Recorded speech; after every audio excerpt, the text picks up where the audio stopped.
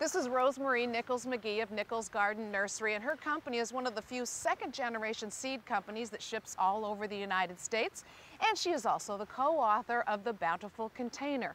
I love your concept that less is more in gardening. Yes, and with people having smaller plots of land, less time these days, we need to keep coming up with ways in which we can garden, I think, with more soul and less soil to meet our modern needs.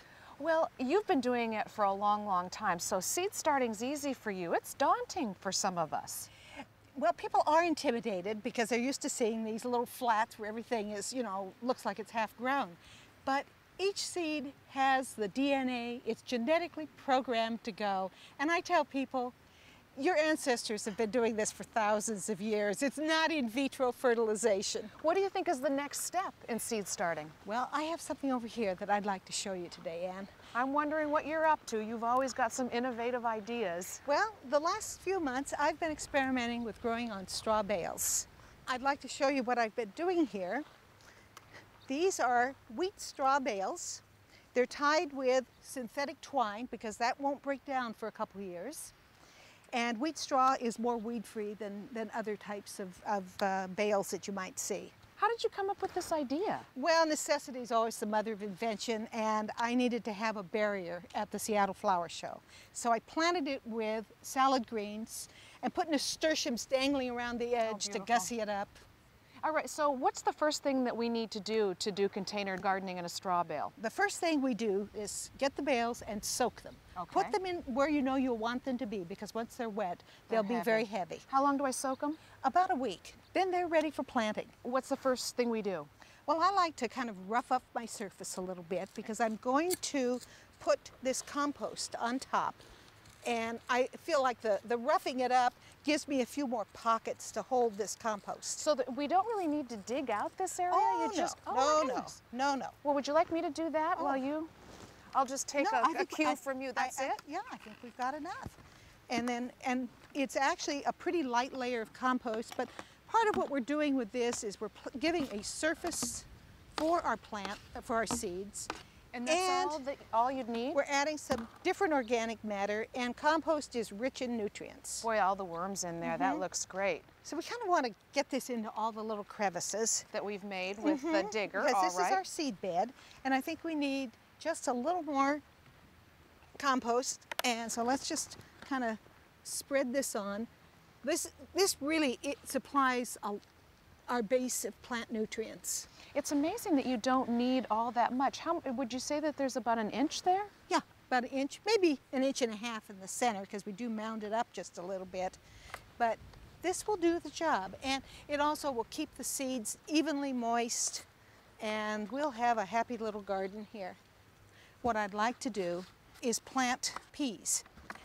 And one of the things I've learned with the peas is that it's really important to use the inoculant that you're holding there. And why is that? Because with that, the peas then can extract nitrogen from the atmosphere.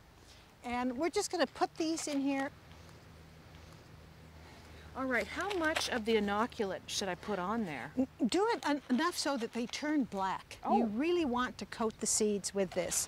This bacteria this is the primary fertilizer that it'll be receiving, is its own ability to fix this nitrogen. Okay. And look how well these have grown over here, the peas and the beans. Wow. They've had no supplemental fertilization. Boy, this sure makes it easy, Rosemarie. It's a perfect height for me. Yeah, isn't it great? My back loves this. And it's also an excellent height for people who are in wheelchairs, who have any kind of access or mobility problems. It's right here at waist height, and it does make gardening a pleasure. All right, so this works for seeds as well as transplants. It does work for transplants, but the transplants will need some fertilizer, some fish emulsion, some compost tea.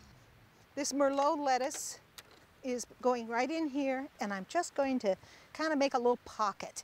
And then I firm it up around the crown of the start, just like this. Now the roots will actually take hold? Oh, absolutely. They'll just start growing right down into that. As long as we give them, you know, water and light and a little bit of nutrient, they'll do very, very well.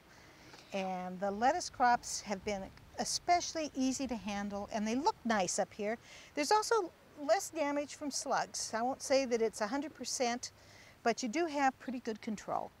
Now, one of the other things we will do with this is we'll set it up with drip irrigation. You know, this is a good example of that over here. Why don't you show how you've done that? Yes. These little devices are available in any hardware store, garden supply store these days. And you've got a little emitter here that'll spray out water. A nice, this gentle. pegs it right into the bale, so you have it where you want. And I have it set with a timer, so it's watered 3 times a day for brief intervals.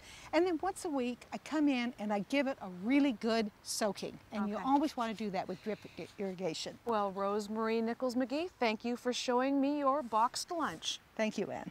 Wonderful. Okay, so these are kind of good